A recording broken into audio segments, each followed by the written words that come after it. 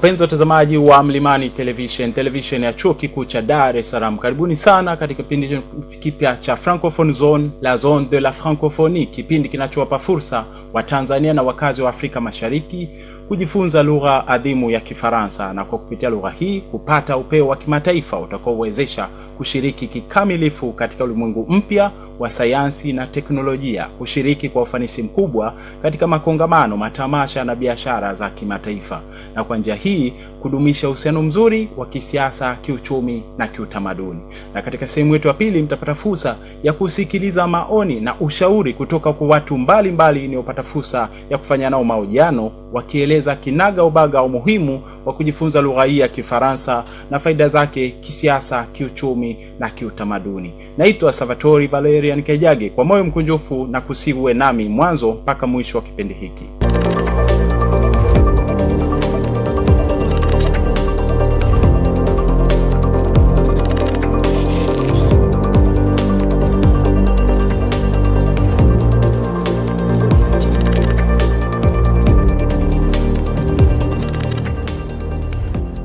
Wapenzi watazamaji wa Mlimani TV, Kifaransa ni mojawapo ya lugha zinazozungumzwa na watu wengi zaidi duniani kote, na pia ni lugha inayotumiwa na Baraza Kuu la Umoja wa Mataifa katika shughuli zake za kila siku. Kifaransa ni lugha rasmi ya Umoja wa Mataifa pamoja na lugha nyingine kama Kiingereza, Kiarabu, Kiespanyol na kadhalika. Katika bara la Amerika Kaskazini, lugha hii ni lugha rasmi katika jimbo la Quebec nchini Canada, na katika visiwa vya Caribbean, katika visiwa vya Haiti, Guadeloupe, Martinique na Guyane, Kifaransa ndio lugha kuu na rasmi inayotumiwa na asilimia kubwa ya wakazi wa visiwa hivyo. Katika bara la Asia, lugha hii inazungumzwa katika nchi za Vietnam, Cambodia na Lebanon. Barani Ulaya, Kifaransa kinazungumzwa nchini Ufaransa, Uswisi, Luxembourg, Ubelgiji, katika majimbo ya Alsace na Lorraine, na katika bunge la Ugiriki Kifaransa ndio lugha rasmi. Lugha hii ni rasmi katika Jumuiya ya Nchi za Ulaya EU na hutumika katika mikutano ya jumuiya hii. Kwa upande wa bara letu pendwa la Afrika, Kifaransa ni lugha kuu ya pili kwa idadi ya wazungumzaji barani humo. Kifaransa kinazungumzwa katika nchi za Morocco, Algeria, Tunisia, Mauritania, Mali, Senegal, Chad, Guinea, Gabon, Ivory Coast, Benin, Cameroon, Jamhuri ya Afrika ya Kati, Rwanda, Burundi, Congo Brazzaville, Jamhuri ya Kidemokrasia ya Watu wa Kongo. Lugha hii ni lugha rasmi ya Umoja wa Afrika AU na inatumika katika shughuli za kila siku za umoja huo. Kwa mantiki hiyo, kuna umuhimu mkubwa sana kwetu sisi wa Tanzania na watu wa Afrika Mashariki kujifunza lugha hii. Na kukaribisha sana muweze kujifunza lugha hii ya Kifaransa. Na sasa tunaanza mahojiano na mgeni rasmi. Bon, Monsieur Frédéric Tiberti, le directeur de l'Alliance française. Quelle est l'importance d'apprendre la langue française pour nous, les Tanzaniens et les habitants de l'Afrique de l'Est en général? Oui, je crois que c'est effectivement capital pour les Tanzaniens et les habitants d'Afrique de l'Est de parler français. Le français est une langue internationale qui est parlée dans le monde entier. I will translate and switch to English for some of you not ready to understand everything in French, but I hope that you will increase your level in French. We are working at Alliance Française every day to promote our language. Our language is spoken everywhere in the world, and mostly in Africa. So many countries here are French-speaking countries. For Tanzanian people, it's also a good opportunity to go for job. There are so many jobs in international organizations, in business, where French is needed. Being connected with the French countries, French-speaking countries, is very important to develop opportunities in business. I know that Tanzanians they already speak several languages, because it's a big difference between African people and French or European people. We are not used about foreign languages, and most of the time we only speak one maybe two languages. Here you have mother tongue, but you have also local languages. Swahili, tribe. go to mother tongue, and so forth. Yes. Exactly. So French is the third language. Exactly. Yes. Exactly. Yes. But yeah, I think you are used about learning different languages. So I think you have to catch this opportunity to add another language in your knowledge, and yes, it's a good way to be able to develop your career. Ok, thank you, Sarah. Quelles mesures doit-on prendre et quelles stratégies les instituts concernés doivent prendre pour motiver les Tanzaniens et les habitants de l'Afrique de l'Est en général à aimer apprendre le français? Alors je pense qu'il faut que les structures comme la nôtre, l'Alliance française, se développent, communiquent davantage. Donc je remercie Mlimani TV de me donner l'opportunité aujourd'hui de parler de l'Alliance française. So I would like to thank Mlimani TV to give us the opportunity to promote Alliance française. We have to be better known, we have to communicate more, and to promote the fact that French language is important. So communication is one of the things we have to increase, but we also have to increase the capacities for the teachers. Here in Tanzania, I can meet many French teachers working in different schools, universities, high schools. Yes. But for some of them, they are not well prepared. They can consider themselves that they don't have enough capacities, enough skills to develop the technique of teaching. Okay. So I think we, as Alliance Française, and we are not alone here in Dar es Salaam, because we also have Alliance Française in Arusha. And another, yes, you are right. We have also another organization which is not Alliance Française, but almost, let's say, in Zanzibar, in Stone Town. So, with the embassy, with the French embassy, we are trying to develop a connection with high schools here in Tanzania, with universities, maybe to teach to the next teachers for these students who are planning to be French teachers here in Tanzania, because I'm sometimes surprised that you can find so many people able to speak few words here in Tanzania, able to speak few words in French. Yes. They say, "Oh, bonjour, ça va?" Just a few words like this. Okay. But yes. it's not it's yes, very often you can find people with few words. They learned French few years ago. Yes. They keep in mind a few words like comment ça va, bonjour, bonne nuit, or je t'aime, I love you. Few words like this, and yes, I think they are already connected with the language. Yes. We just have to help them and to support them to be able to come and join us at Alliance Française. Ok, thank you, Sarah.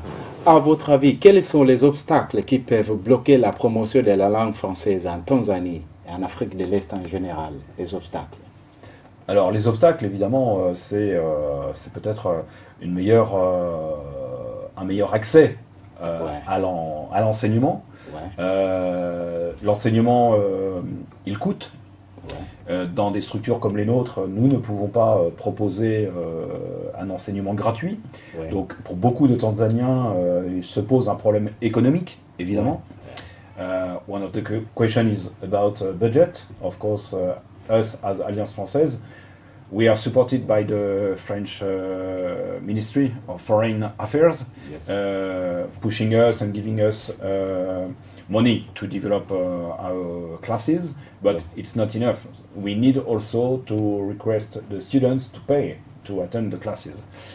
And this is one of the obstacles as you were requesting. We also have to work with the government to develop French teaching in the schools, because you cannot find French teachers and good French teachers in every schools here in Tanzania. Yeah, that's true. So that's why the French embassy, mostly the service de coopération et d'action culturelle, is working with Tanzanian government and ministries of education and so on to try to develop French teaching here in the educational system. Okay, thank you, sir. The last question, quel conseil donnerez-vous aux Tanzaniens et au peuple de l'Afrique de l'Est en général concernant l'importance de l'apprendre la langue française en général? Conseil, simplement, tout simplement. Un conseil, le français est réputé comme une langue difficile, mais c'est une langue qui ouvre beaucoup d'horizons, qui permet de faire des voyages, pas forcément des voyages physiques, mais aussi des voyages dans la tête, d'aller à la rencontre des auteurs français, d'aller à la rencontre du cinéma français, d'aller à la rencontre des écrits, des bandes dessinées, d'un certain nombre de créations d'artistes français, et c'est une belle fenêtre qui s'ouvre sur le monde. Yes. Kwa wapenzi watazamaji wa Mlimani TV, point ya mwisho aliyoelezea ni kwamba Kifaransa kina faida kubwa sana. Kwanza sio tu kinamfungua Mtanzania, lakini kinampa nafasi Mtanzania ya kuweza kuendana na ulimwengu mpya wa sayansi na teknolojia. Kuna faida zake nyingi ambazo mgeni wetu hapa ametuelezea. Nawashukuruni sana kwa kuwa nami katika muda huu, na kwa sasa nawakaribisha muweze kujifunza lugha ya Kifaransa. Na sasa mnapata fursa ya kujifunza somo la Kifaransa, ambapo kwa siku hii ya leo somo letu itakuwa na sehemu kuu tatu. Kwanza tutajifunza jinsi ya kusalimiana kwa lugha ya Kifaransa. Baada hapo tutajifunza jinsi ya kujitambulisha, na mwisho kabisa tutajifunza namna mbalimbali za kusema kwaheri kwa lugha ya Kifaransa. Mes chers téléspectateurs de Mlimani TV, je vous souhaite la chaleureuse bienvenue à notre leçon de français. La leçon d'aujourd'hui, on va apprendre la salutation. Ensuite, on va apprendre la présentation et enfin, on va apprendre comment prendre congé en français. Somo letu linaitwa Kifaransa. Kifaransa tunasema français.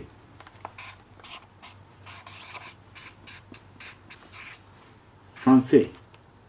Hili ndio somo letu la leo, ambapo kwa Kifaransa tarehe tunaandika upande wa kushoto. Leo ni jeudi. Nasema jeudi le 14 décembre 2017, ambapo ikiwa na maana leo ni siku ya Alhamis, tarehe 14 mwezi wa 12 mwaka 2017. Somo la kwanza tunajifunza njia mbalimbali za kusalimiana kwa Kifaransa. Tunasema différentes façons de se saluer en français. Katika lugha ya Kifaransa kuna njia 4 za kusalimiana. Kwanza tunaweza tukasema, njia ya kwanza tunaweza tukasema bonjour. Bonjour. Hii maana yake nini? Bonjour ina maana good morning au hello. Kwa Kiswahili tunasema habari au shikamo. Njia ya pili tunaweza tukasema bon après-midi.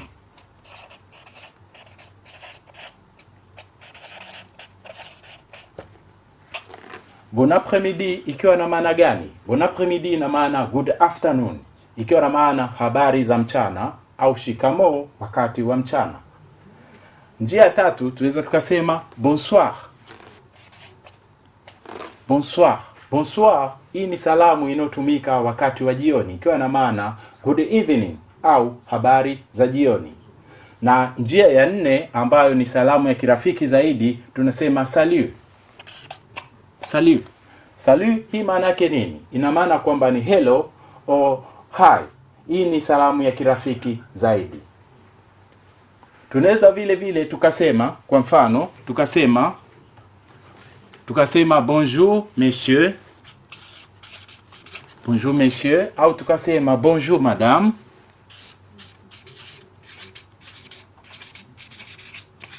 Ikiwa na maana good morning sir au good morning madam. Au tunaweza tukasema labda bon après-midi monsieur au bon après-midi madame, au tukasema bonsoir monsieur au bonsoir madame. Hizi salamu zote tatu tunaweza tukazitumia kwa wakati mmoja kulingana na muda ambao tuna na mtu ambaye tunaongea naye. Lakini vile vile kuna hii salamu ya 4 ambao nimesisitiza kwamba ni salamu ya kirafiki zaidi. Tunasema salut.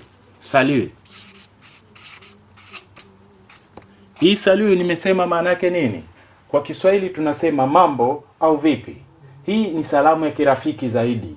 Huwezi ukamwambia mtu ambaye unamheshimu kwamba salut monsieur au salut madame. Hiyo haipo. Hii tunaweza ukasema kwa mfano salut Ali, au ukasema salut John, au ukasema salut Anna, and so forth. Hii salamu ni salamu inayotumika kirafiki zaidi, lakini haitumiki kwa mtu ambaye tunamheshimu au ambaye ametuzidi umri au mtu ambaye hatufahamiani naye. Wapenzi watazamaji wa Mlimani TV, sehemu ya pili ya somo letu ni jinsi mbalimbali ya kujitambulisha, ambapo kwa Kifaransa tunasema comment se présenter ou la présentation. Tunasema présentation.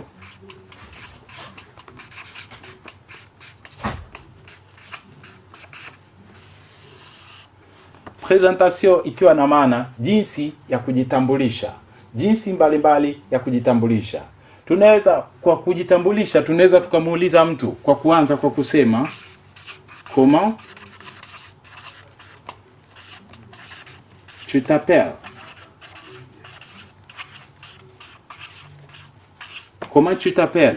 Au kama ni mtu ambaye tunamheshimu au ametuzidi umri tunasema comment vous appelez?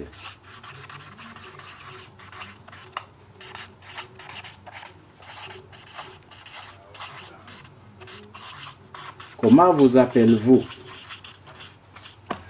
Hii ina maana jina lako nani? Oh, what's your name? Mtu anaweza kujibu kwa kifupi akasema jina langu ni fulani. Unasema je m'appelle, unataja jina. Kwa mfano kama mimi nasema je m'appelle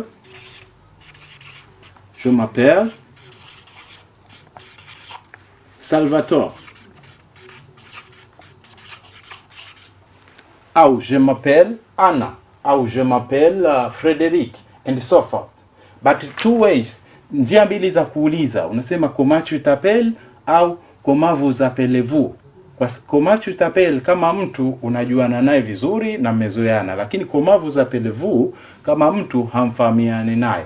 If the person you don't know him or her very well, you can't say comment tu t'appelles. No, we have to say comment vous appelez. Because in French, we use it tu for the person we know well, and the vous for the person we don't know, or the person we are not familiar with. Then, another question of presentation is age. Tunasema quel âge? Quel âge? Quel âge as-tu? Quel âge as-tu? Au tunaweza tukasema quel âge avez-vous? Avez-vous? Hii inafuata mfumo ule ule, quel âge as-tu kwa mtu ambaye unafahamiana naye vizuri, lakini quel âge avez-vous kwa mtu ambaye amekuzidi umri au ambaye unamheshimu. Jibu ni moja tu, tunajibu je. Unataja namba ya umri wako. Kwa mfano mimi na miaka 37, nasema j'ai 37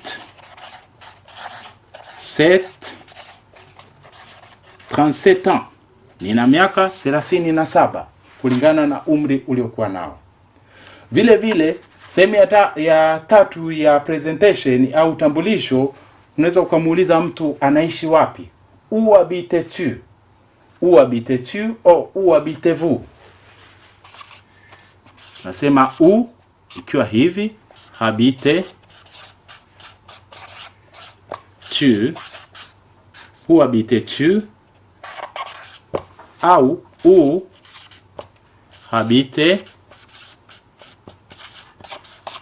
habitez-vous. Hii vile vile sheria yake ndio hivyo hivyo. Où habites-tu kwa mtu ambaye unafahamiana naye vizuri au mmezoeana. Où habitez-vous kwa mtu ambaye unamheshimu au amekuzidi umri.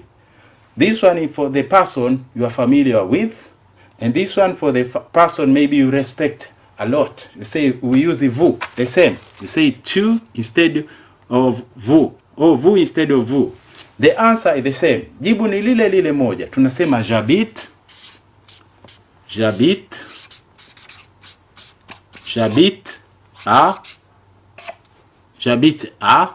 It means I am staying or I am living at. Then you mention the place you are living. For instance, I can say j'habite à Upanga. J'habite à Upanga. Ninaishi Upanga. Or you can say j'habite à Mikocheni. Ninaishi Mikocheni. Or j'habite à Temeke. Ninaishi Temeke, and so forth. Then sehemu ya nne ni jinsi ya kusema utaifa. Unaweza ukamuuliza mtu utaifa wake. Quelle est ta nationalité? Quelle est ta nationalité? What is your nationality? If the person you are familiar with or you are the same age. But if the person is older than you or you are not familiar with him or her, instead of using ta nationalité, we use votre. We say quelle est votre nationalité? Quelle est votre? We say quelle est votre nationalité?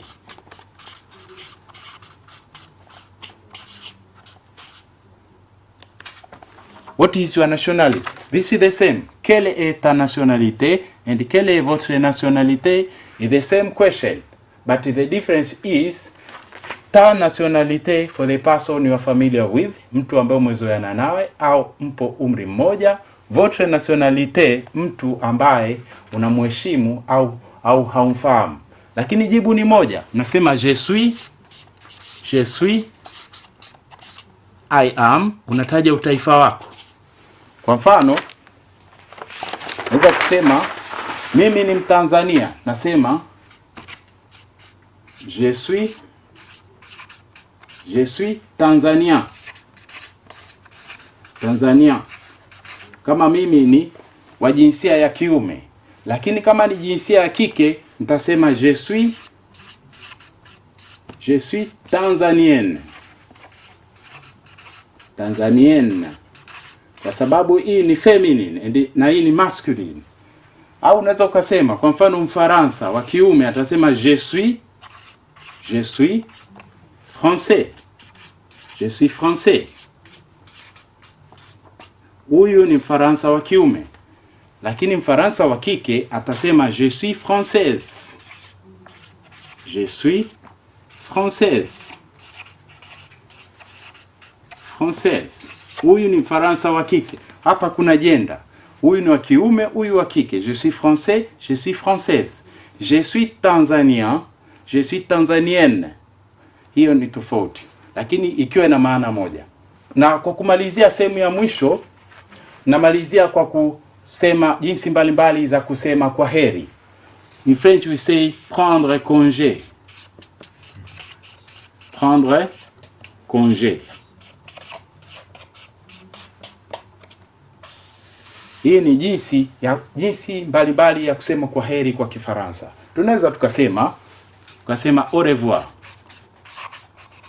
Au revoir ikiwa na maana kwa heri, goodbye. Kwa heri. Au tukasema à bientôt. À bientôt. Hii ina maana see you soon. See you soon. Au tukasema à plus tard. See you later. À plus tard. À plus tard. See you later. Kwamba tutaonana baadaye. Au ukasema à demain, see you tomorrow. À demain. À demain. See you tomorrow. Wapenzi watazamaji wa Mlimani TV, ninawashukuruni sana kwa kuwa nami toka mwanzo wa kipindi hiki mpaka muda huu ambapo ndio nimefika tamati. Ni matumaini yangu makubwa kwamba mmejifunza mengi. Ninawakaribisha tena katika kipindi chetu kijacho wiki ijayo, siku na saa kama ya leo. Naitwa Salvatore Valerian Kajage, na kusiendelee kutazama vipindi vinavyofuata vya Mlimani TV. Mlimani TV, elimu kwanza. Asanteni.